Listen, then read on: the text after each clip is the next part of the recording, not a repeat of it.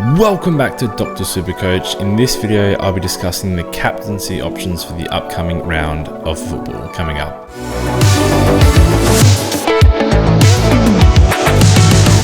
What's up, it's JB from Dr. Supercoach, and if this is your first appointment, make sure you don't forget to hit that subscribe button and pay attention to the upcoming videos so you don't miss any updates from the channel. Today's episode, as I mentioned off the top, is focused on this week's captaincy options, and I didn't get time to do a video last week, but luckily the people in our Slack was privy to the Rowan Marshall vice captaincy. So a lot of people jumped on that for the big score. So I'm going to put that down as a win in the win column. However, it wasn't on video, so apologies for that. So we're going to have a look at this week. This week looks quite straightforward. I've had a brief look so far, but I'm mostly just going to wing this. So we start with the first game, Carlton versus Brisbane. I haven't noticed any real trends with either of these two sides. We got Walsh on one side, who I think is becoming a popular option, and Lachie Neale on the other. I don't think anything is worth throwing the vice captaincy on for this one. I don't think either player is really, I would say, safe for a 130 plus-ish score. So I think I'm going to bypass this game. And in terms of informed players, no one else really stands out to me for either side. This one here I think is going to be really popular, Richmond versus West Coast. We just saw Tim Taranto, if we go from average to 3-round average, has the third best 3-round average in the game right now. I think that 2-round average is even better, 144 and 140. So 142 2-round average against Melbourne and Gold Coast. He now comes up against West Coast. We know what sort of issues their midfield will be having in this one. I also think it's going to be a nice win for Richmond, which they haven't been having a lot of lately. So if you add in the win, add in the West Coast midfield, add in his form, I think he's going to be an exceptional vice captaincy option, only really overtaken by a couple of options that I'm going to mention shortly. So Geelong versus Adelaide now. During the week, I did think this would be a good opportunity for Tom Stewart owners, but Adelaide now seem quite committed to Keys playing that defensive role on super damaging halfback players. Now, no, Stewart isn't your typical Nick Dacos running off of halfback, so I don't think he's going to be able to shut down the marking of Tom Stewart, but presumably he'll be able to shut down enough of the loose ball that he gets around the ground, the switches. I think if you watch Geelong play, you see how well they do when Tom Stewart has the ball. So they'll switch from side to side. Nothing will really happen. As soon as he has the ball, it's that aggressive kick through the middle usually. And he's hitting really, really tough kicks that break open the game. So I think Ben Keys is going to try and shut him down from doing that. And a lot of his points come from those types of kicks. So I still think he's going to do well enough because he's a good marker of the football. But in terms of vice captaincy option, I've started to call on him. In regards to Adelaide, obviously they have Dawson and Rory Laird. Going over to GMHBA is extremely difficult. I don't think either player is, I wouldn't say I'm confident in either player going crazy in this one. I would much prefer Taranto to anyone in this game here. The part that makes it a little bit tricky is Clayton Oliver against Gold Coast here. So I fully expect Clayton Oliver to go massive this week. He is my tip for the highest score of the round against the Gold Coast midfield that just saw Taranto go 140 plus. I think Clayton Oliver is arguably definitely a better midfielder than Tim Taranto, especially in terms of Supercoach. And I think we're gonna see it. And at least this time, the match is going to result in a victory for that player as well. So if we believe Melbourne beat the Gold Coast, so this is my favourite VC of the game, of the week. I think he has the highest ceiling amongst the players that I've named so far, with Taranto being a close second. So if you don't have Clayton Oliver, I do like the Taranto. I think you're going to get a 130 out of Taranto still, so I think I'm pretty confident in that option, but this here has potential 150 plus written all over it, so that's why I like Clayton Oliver. This next game, I would avoid Bontempelli. I know when you look at this, he's got the best 3-round average of 150.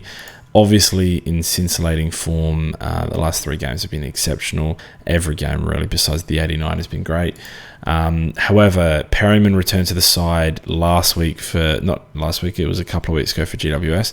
And I'll be shocked if he doesn't pay some close attention to Bontempelli, the most informed player in the competition. In my opinion, this 182 is the most complete game you'll see from a midfielder. So he was perfect in that match. GWS know that the ticket to getting a competitive game out of this one is by trying to null Bontempelli's performance. Now, I still expect a ton. However, I don't expect a large 130, 140 plus like usual. The other player in this one, obviously, his teammate Tim English had his first sub 130 for the season. I think he's absolutely the safest captaincy option. If you're picking either Clayton Oliver or Tim Taranto this week, I think going into Tim English is absolute perfection. Don't mess with it if it's not broken. That I think is just super self-explanatory. The GWS midfielders, look, there's not a lot of games that I'm going to enjoy tipping a GWS midfielder. All of them are semi-injury prone, or in Tom Green's case, prone to just getting too handbally and not quite getting a good enough score. So I think we learned early in the season these guys are going to be tough to predict scores from. Even last game, you would have expected a good score from Josh Kelly, but it took a massive last quarter just to hit the 90. So not for me, GWS players. Probably not going to be recommended at all this year. So the next one, Fremantle versus Hawthorn. We just saw what Ned Reeves did to Tim English. I think he's a really, really good up-and-coming tap ruckman. I would be backing him to null Sean Darcy at least a little bit. Darcy does rely on hit-outs to advantage a lot, so although he probably beats him around the ground, at least for spread, the marking contest and the hit-outs to advantage, I think, will be a little bit down on this one. So I fully expect Fremantle, I fully expect Sean Darcy to have at least a game closer to a 110 than a 120, 130. We get into the Sunday matches. Now, there's not a lot for me here. Usually I do enjoy waiting out until the Sunday and seeing what I have. Now, Essendon versus Port. Port are a very strange team to follow this year in regards to opposition Supercoach scores. They tend to either keep players quiet or let them run amok, and it's really difficult to predict. In terms of Zach Merritt, Darcy Parish, players like that, if you have those, not at all an option in my opinion. Connor Ozee, never going to be a captaincy option, I don't think, this year. While he's still sort of growing into that role, I think he could be a vice captaincy option for some soft kills later in the year, but not a captaincy option. Nick Dacos, obviously one of the other most informed players in the competition, despite the tag this week. I'm not sure if Ryan Clark does play, but I'd be very, very surprised if Sydney Swans didn't pay not as much attention as Ben Keys did. Maybe if Ryan Clark is playing, but at the very least pay him some attention. The thing with Keys is, and he was really the perfect tag. I advise anyone who asked not to captain Nick Dacos this week. The thing with Keys is he can go into the midfield as well, whereas a lot of other taggers like Ryan Clark who tag the half backman, they're not going to follow you into the midfield, or rarely, and if they do, sometimes they don't follow you to half forward. There's only so much that a coach is willing to compromise their structure to tag one guy. Usually when you move them out of their preferred position, that's a good enough victory, and they sort of tag the next guy or try to tell the tagger to run amok a little bit. So Ben Keys was the perfect tag for Dacos. I was very impressed with Crows for identifying that, and it nearly won them the game. But I expect something similar to happen here, just not quite as effective, but enough, I think, to nail him down to probably a low ton as well.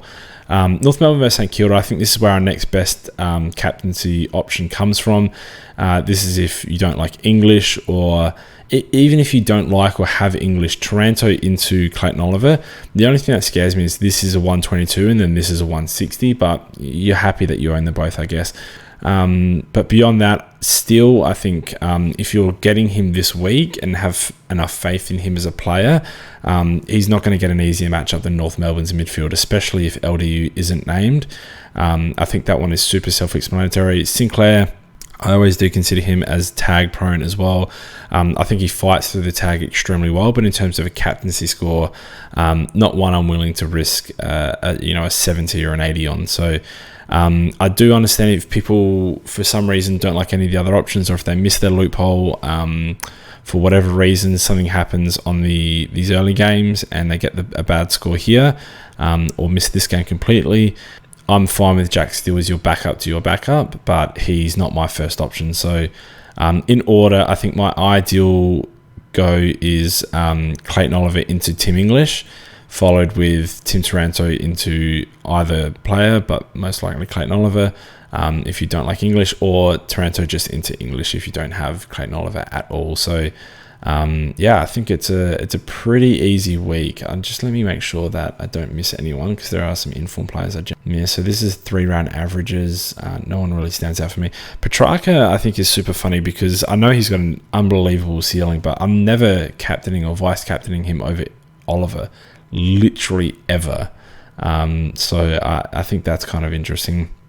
Now, I know I hit Rowan Marshall, but Todd Goldstein isn't a slouch at the game. I expect him to sort of...